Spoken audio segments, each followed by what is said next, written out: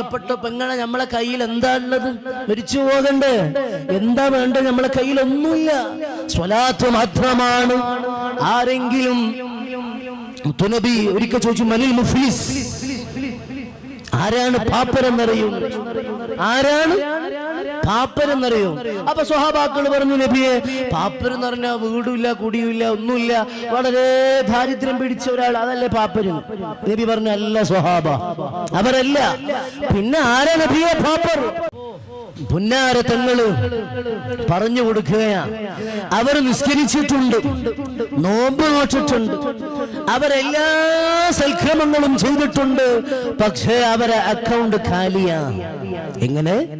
നിസ്കരിച്ചിട്ടുണ്ട്, സക്കാത്ത് കൊടുത്തിട്ടുണ്ട്, എല്ലാ കാര്യങ്ങളും അവർ ചെയ്തിട്ടുണ്ട്, പക്ഷേ അവരെ അക്കൗണ്ട് ഖാലിയാ.